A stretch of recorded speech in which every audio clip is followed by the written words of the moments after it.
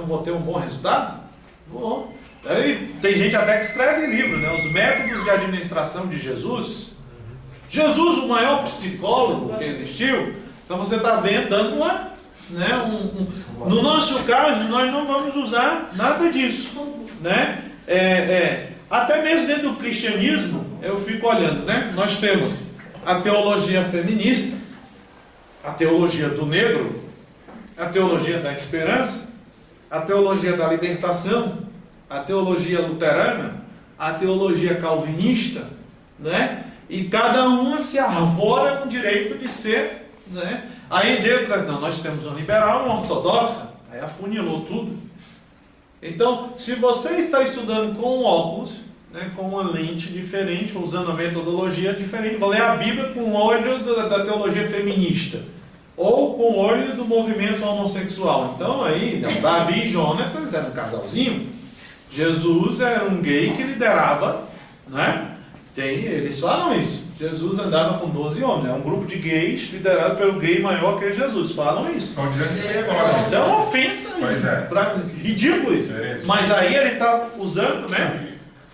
Desconsidera as unidades, justamente, e usa toda uma metodologia, né? Aí vem um ufologista e diz que o carro que arrebatou Elias era o que? Uma nave espacial.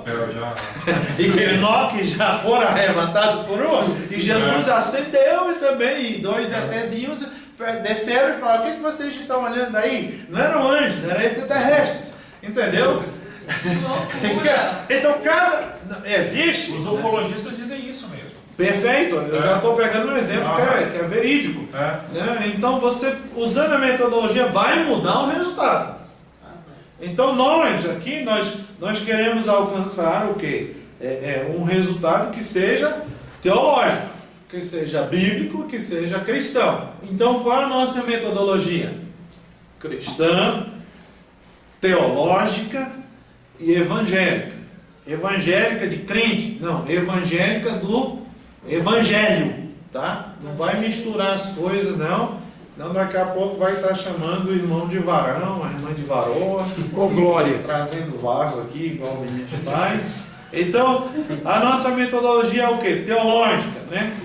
Então, todo o estudo da vida moral do homem, né, do seu ideal, será determinado e controlado pelo conhecimento de Deus, da sua autorrevelação contida na Escritura. Então, quando eu digo que a nossa metodologia é teológica, eu estou dizendo que ela é também teocêntrica. Então, já teológica já está embutida aí teocêntrica e não antropocêntrica, tá? Porque mesmo que nós estejamos falando do homem, o comportamento do homem, a decisão do homem, ela não é antropocêntrica, ela é teocêntrica, parte da revelação de Deus e da sua vontade para o homem, e não o contrário, né? E não o contrário, não da vontade do homem diante de Deus.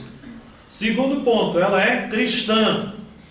Em que sentido? Ela é condicionada a Cristo.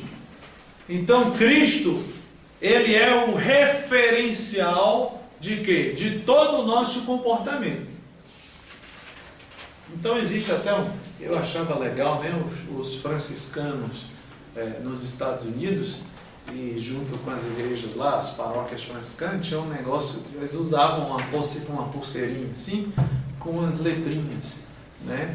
E as letrinhas iniciais da frase que dizia o seguinte, eu já vi até isso em filme, né? O que Jesus faria, né? Então é cristã nesse sentido, né?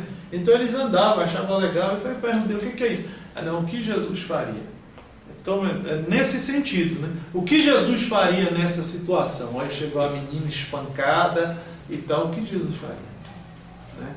O cara roubou aqui na igreja, olha, roubou o dízimo, roubou como é que é o nome que o pessoal fala daquela caixinha que bota o dízimo?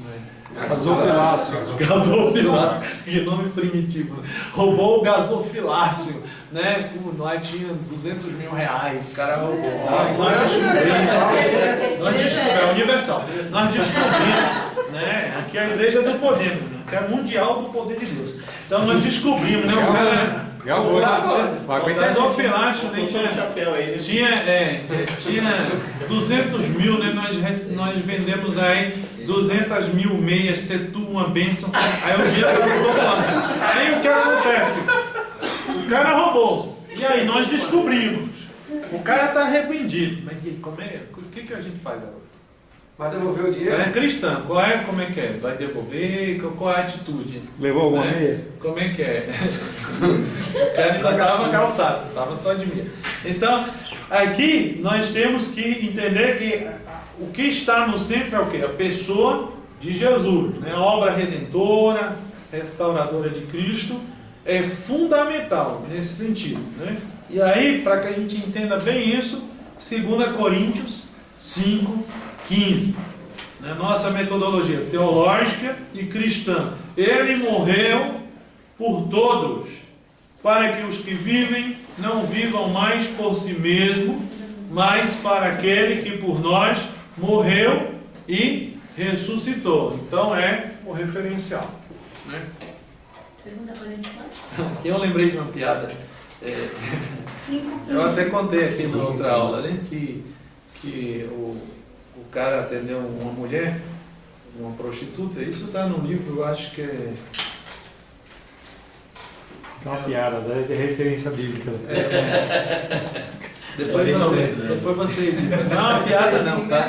Eu tenho como piada, mas não é uma piada. Eu faço conto como uma piada, mas a história é verídica. Tá? Não é um testemunho de um pastor. Não tentando lembrar o livro, depois vocês me cobrem. Eu vou lembrar o livro. Deu branco. Deu branco aqui. Depois eu lembro. Esse é o livro do Brennan Manning, o Evangelho Maltrapilho. É um livro desses assim, da graça de Deus. E aí o cara conta que atendeu uma prostituta que relutou muito em procurá-lo na igreja, e ele era pastor, e que ela estava passando por dificuldades muito grandes, né? E aí ela falou que no meio dessa dificuldade acabara cometendo outro pecado além do dela, que era incitar a filha e colocar a filha também na prostituição, e uma filha menor de idade.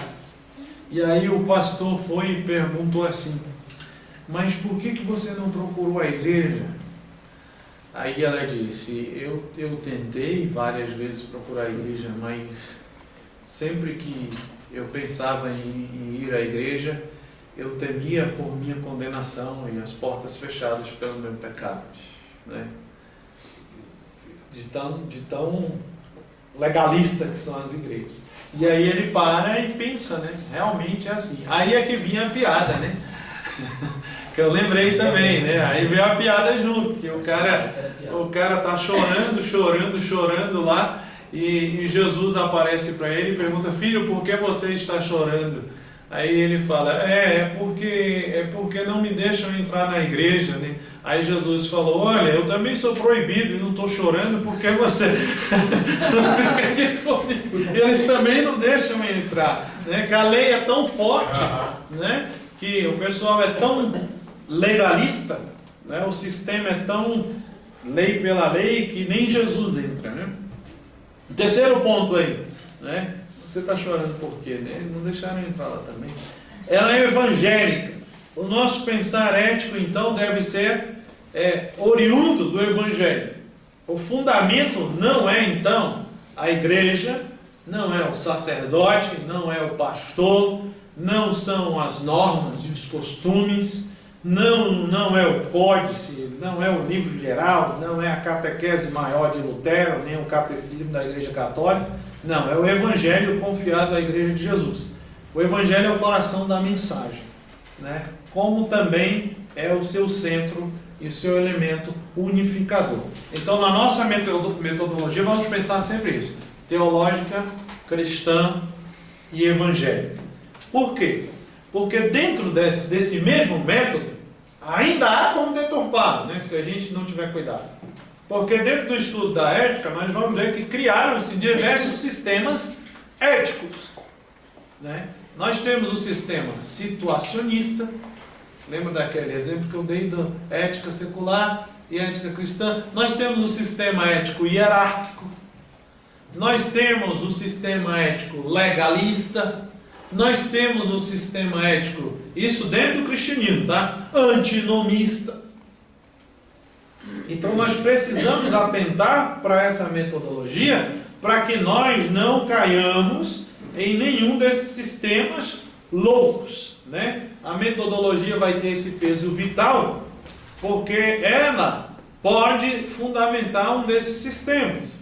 Então é disso que eu vou falar agora, desses sistemas, para que nós não tenhamos aí nenhuma dúvida quando nos depararmos com a decisão, né, que precisa ser tomada e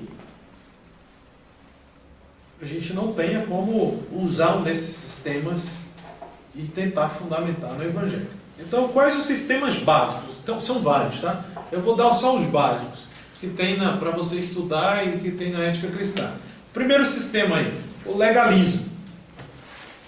O sistema legalista, ele dá ênfase na lei. Por isso que eu dei esses exemplos agora, né? Da prostituta que procura a igreja, né? E do cara que diz que não quer, que não pode ser aceito na igreja, que foi expulso. E Jesus aparece para ele dizendo que até ele foi expulso, né?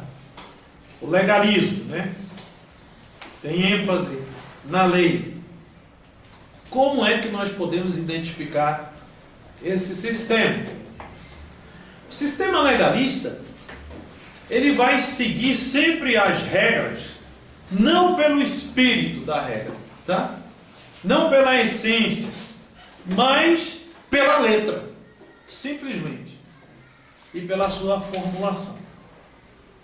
A obediência nesse sistema tem que ser uma obediência cega. É algo mecânico, né? É negativo. Em que sentido? Não pode, não faças, não coma, não proves. Então, negativo, proibitivo, amarrado, cativo, né? Preocupa-se primeiro com aquilo que o ser humano faz e negligencia o que o ser humano devia fazer. Esse é um pensamento que eu tirei do livro do Ayrton, muito interessante, que vai ser o livro da nossa disciplina, tá? Adquiram, daqui a pouco já vai ter trabalho, né? Avaliação já. Então, fica preocupado com aquilo que o ser humano faz e negligencia aquilo que o ser humano deveria fazer, né? Ilustração. E essa ilustração eu tirei do livro do Ayrton, que ele pesquisou no livro do Bonino, né? José Miguel Miguez, não sei se pronuncia assim, é do Bonino, a gente só fala Bonino para não ter problema, né? O exemplo legalista, né? E aqui o Ayrton traz esse exemplo, né? Um pastor se propõe a iniciar um trabalho de evangelização numa cidade, uma cidade provinciana, no interior, onde já existiam diversos grupos evangélicos, e logo que ele está iniciando o trabalho, alguém o aborda e pergunta: e vocês? O que é que proíbem? Está vendo? É a lei. E vocês? O que é que proíbem? A pergunta é essa. É mais um evangélico. Aquele proíbe saia. Aquele proíbe depilação. Aquele proíbe mulher pintar unha de vermelho. Quer O homem. como é? E vocês? O que vocês proíbem? Né? Então estão preocupados com isso, né? Então é alguém, quem é o evangélico diante disso? Ou o cristão? É alguém que é submetido a uma tabela de proibições. Já viram que essa é a imagem que muitos cristãos passam? Eu já vi isso com adolescente, né? Está evangelizando adolescente, aí fala: não vou mais poder jogar futebol. Eu não vou mais poder ir para o cinema. Porque a mensagem é só de proibição, né? Eu não vou mais poder fazer isso. Se eu virar crente, eu não vou mais poder fazer isso. Eu já vi isso várias vezes. Se eu virar cristão, eu não vou mais poder. É legalista. Né? O sistema legalista, ele preocupa-se com o quê? O que você está fazendo de errado? O que a sua igreja proíbe? Ou como um professor amigo meu da CEBI comentou outro dia, que eu dei uma raquetada nele, ele disse assim, o irmão sumiu da igreja. Aí eu falei, rapaz, ele deve estar com algum problema, né? Algum problema de saúde, alguma coisa, não deu para ele chegar. Aí ele foi e falou assim, não, ele deve estar pecando. Eu falei, você tá doido, rapaz? Tu vem da onde? Eu vim da igreja neopentecostal, desculpa as igrejas, mas foi isso que ele falou. É por isso que eu penso assim, me corrige aí. Né? E eu corrigi, eu falei, cara, tu já pensa no negativo. Tu já pensa que o cara não veio porque está fazendo algo errado. É o legalista. Né? É o legalista. E o legalista, ele expõe, né? Ele expõe as pessoas. A pregação que se fundamenta no sistema legalista, ela é o quê? Moralista, o tempo todo. Moralista, né? Sobre conduta humana. O foco é na ação da pessoa, não é no ser da pessoa. É sempre na ação, o que ela está fazendo, né? A conversão, então, é vista aí mais como uma repressão do que como uma libertação. O cara estava livre lá e agora ele virou crente e ele está amarrado. Está lascado, não pode fazer isso, não pode fazer aquilo, não pode fazer nada. O cara fica se vigiando, ele não pode. E aí quando ele quebra, aí a lei de novo, desgraça. Né? Aí o cara fica 6 meses sem nascer, sentado no banco lá perto para todo mundo ver. Esse daí fez alguma coisa horrível. Rapaz, o pecado desse cabo é grande. 6 meses sem participar da ceia, Virgem Maria. Virgem Guadalupe. Então, o que subjaz aí é o quê? É a ideia, a repressão, né? É a ideia de que reprimir a pessoa, né? Colocar ela dentro dessa lei é mais fácil para ela ser transformada, né? Do que por meio do anúncio fiel das Escrituras. Né? Tu tá rindo que tu tá pensando em alguma coisa, né? Não sei se eu já fico Reprimir, deixa eu terminar o raciocínio, rapaz. Reprimir é mais fácil que libertar. Entendeu? Essa é a ideia do legalista. Então vai reprimindo. O cabo é safado. O cabo vive no mundo da luxúria, mas ninguém trata ele, só reprime. Rapaz, isso é pecado. Rapaz, isso é pecado. Rapaz, isso é pecado. Eu vi um estudo com os árabes, né, em São Paulo, um estudo de uma amiga minha, uma pesquisa. O professor de psicologia em Curitiba fez uma pesquisa e a pesquisa bate justamente nesse sistema legalista do muçulmano, né? Então, porque o muçulmano, ele tem o legalismo é muito forte e com a castidade ela é mais forte do que o cristianismo. E aí os cabas não podem, né? Não podem nem pensar em ver uma mulher beijar uma. Isso não existe, né? Isso não existe. E aí, para casar, eu nunca vi uma mulher na vida, nunca abraçou, então casa com aquela mulher. Então a mulher às vezes até de burca, né? Vai tirar a roupa da mulher no escuro, depois na lua de mel, aquela coisa horrível. Aí ela fez um estudo com esses caras que vieram para o Brasil, São Paulo e Rio. Aí imagina um caboclo desse. Passou 20 anos na lei, reprimido, né? Aí quando tem dinheiro casa com 7 mulheres. Aí vem pro Brasil, cidade maravilhosa. Aí vai pra praia. Olha, acha chucrute, kibe, habib, né? O cara se aguentar. Aí vem logo aquele monte de mulher. Fio dental. Aí liga a televisão, propaganda de cigarro, uma mulher pelada. Propaganda de carro, uma mulher pelada. Vicia no cigarro. Sai na rua é quadradinho de 8. Faz quadradinho de 8, faz quadradinho de 8, né? Toda hora na televisão. E aí?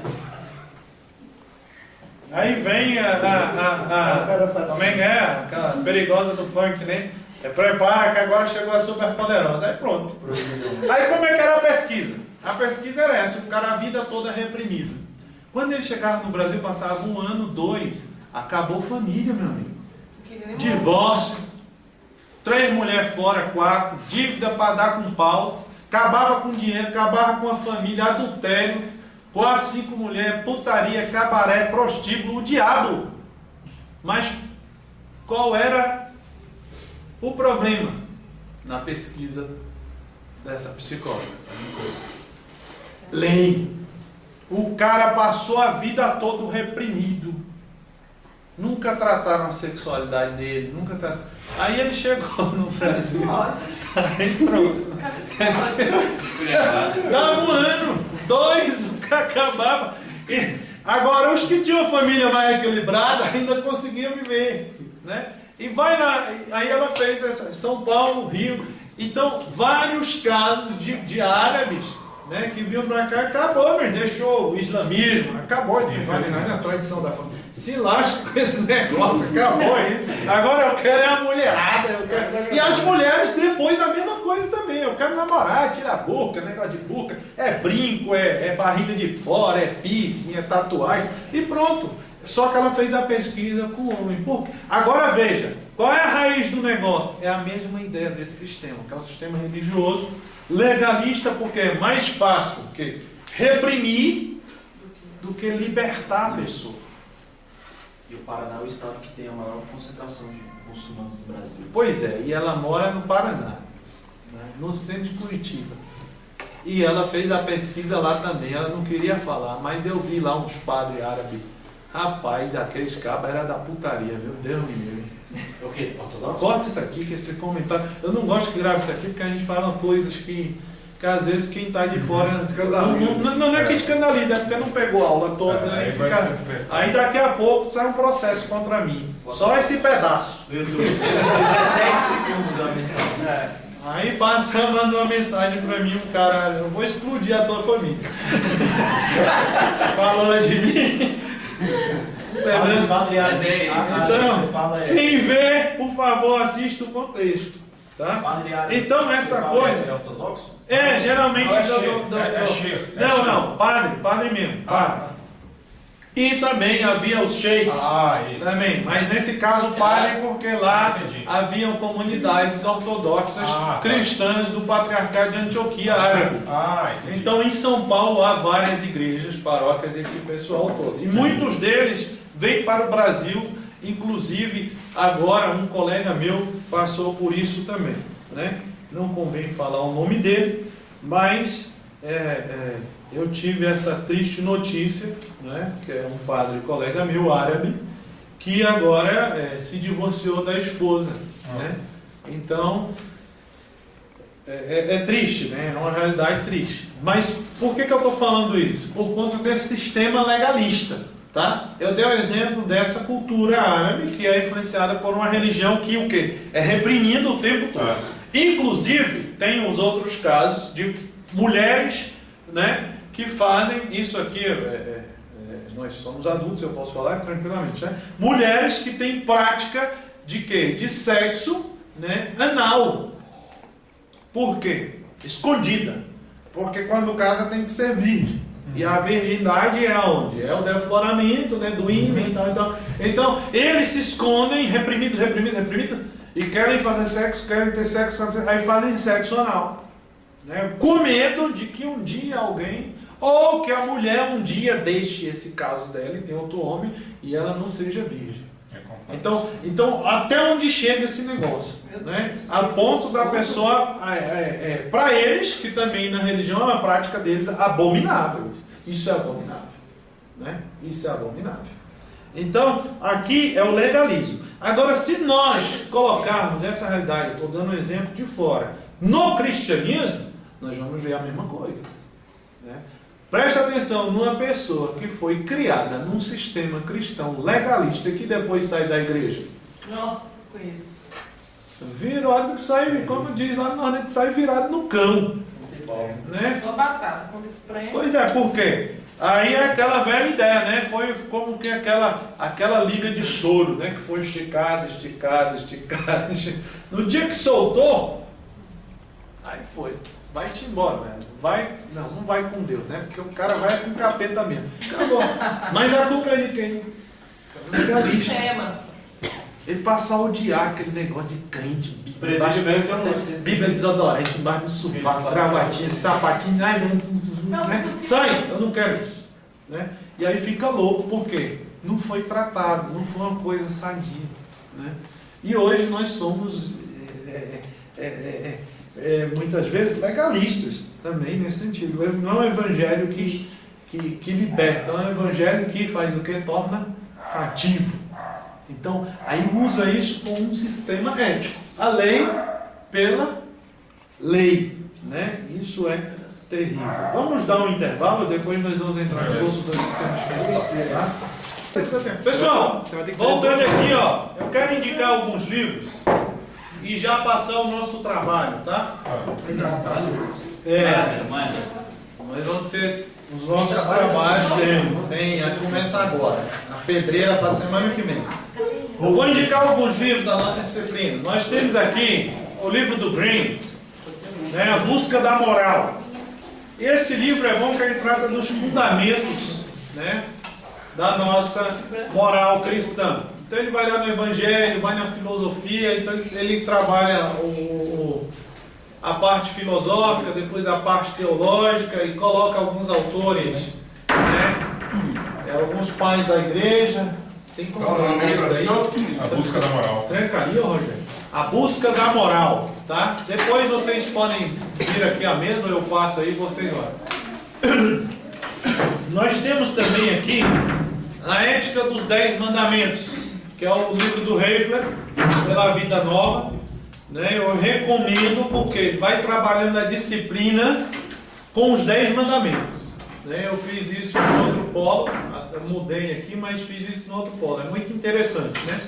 Então ele pega os 10 mandamentos e vai colocando, né? Vai trazendo os dilemas morais da atualidade e vai trabalhando de acordo com os 10 mandamentos, né? Vida Nova, se alguém se interessar, pede ali o Alex, que ele pede esse livro lá, você faz um preço melhor. Esse é um livro católico, para quem quiser, são os melhores na moral, na questão moral e ética, são os melhores autores, são os católicos, né? Então aqui eu tenho só um do Marciano Vidal, né, para conhecer a ética cristã, né? É um resumo de uma obra dele enorme.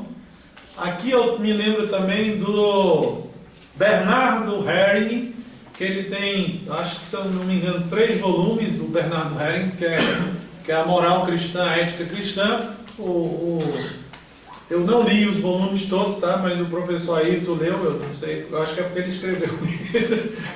Eu não tive paciência de ler aquilo tudo, mas o Ayrton disse que leu. Não sei se ele leu também, mas eu acho que até que ele tem esse livro aí, a coleção do Bernardo Herring. Também recomendo, se for comprar na Paulo, dia 20 é 20% de desconto. Ética e o Evangelho, um livro simples da fonte editorial. Esse daqui eu comprei aqui, eu acho que nem tem mais, tá? Ele começa, é bom. Ele começa trabalhando a ética com a visão veterotestamentária, né? É um livro simples, né? Não está filmando isso não, tá? Depois corta. Não, corta isso, porque eu vou falar uma coisa. É um livro, não vou falar não. É um livro simples, né? Fininho, né? Numa ida ao banheiro você lê, né? 45 páginas, né? Temos aqui, eu procurei muito e não achei muita coisa legal nas editoras evangélicas, mas salvou a pátria esse livrinho aqui, ó, do Gilberto, né? Gilbert Melenda. Ele trata aqui da bioética, numa visão cristã. Tem um livrinho, né? Como é que é o nome? É o que é bioética também, que é da editora, se eu não me engano, Sinodal. Se não for da Sinodal, é da editora Concórdia. É uma das duas juntas, o Sinodal e Concórdia, conhece? É uma dessas 3 luteranas. É luterana também. Leste, Sinodal ou Concórdia. Mas esse aqui eu recomendo porque tem até, eu acho que uma nova versão já dele, tá atualizada com alguns temas. Porque ele de forma rápida, simples, né, bem resumida, mais clara, ele tratou de diversos temas da bioética aqui, né? Então, quem... editores aí? Qual editores aí? Vida Nova. Então, quem quiser pegar assim para uma introdução, ele vai trabalhar o conceito de bioética, vai tratar do genoma humano, clonagem, aborto, eutanásia, produção, reprodução. Então ele vai trazer isso aqui de forma resumida. Agora eu tenho também aqui alguns livros que eu não sei se tem mais da cultura cristã, em PDF, que estão digitalizados no meu computador, se vocês quiserem, de bioética.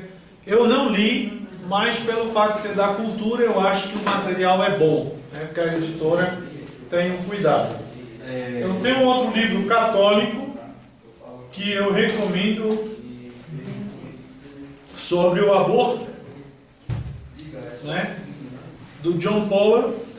Esse livro é interessante, eu recomendo ele por quê? Porque aqui traz a visão, não é puxando a sardinha pro meu lado não, né? Mas já puxando também, traz a visão da nossa pastoral, do Provida nos Estados Unidos, né? O nosso Provida trabalha justamente tudo, né? O que esse rapaz traz nesse livro aqui. É só sobre o aborto esse, tá? Então agora eu entendo. Autor católico, né? Mas aqui não tem nada assim. Eu não vi em relação à doutrina. Ele vai trabalhar a questão ética do aborto. Então, quando eu li esse livro, eu entendi o porquê a nossa igreja nos Estados Unidos é tão preocupada com o Provida. Porque o John Paul traz toda a realidade deles, como é que eles começaram a lutar pelo aborto, as questões, como é que começou lá, né? E depois ele vai fazendo um trabalho em defesa da vida. E aqui o amor de Deus derramado em nossos corações, o livro que nós vamos utilizar, né? Que vai trazer a essência, como esse primeiro aqui, né? Que é a busca da moral. Vai trabalhar não com dilemas éticos em si, tá? O livro está aí, mas com a essência da questão ética.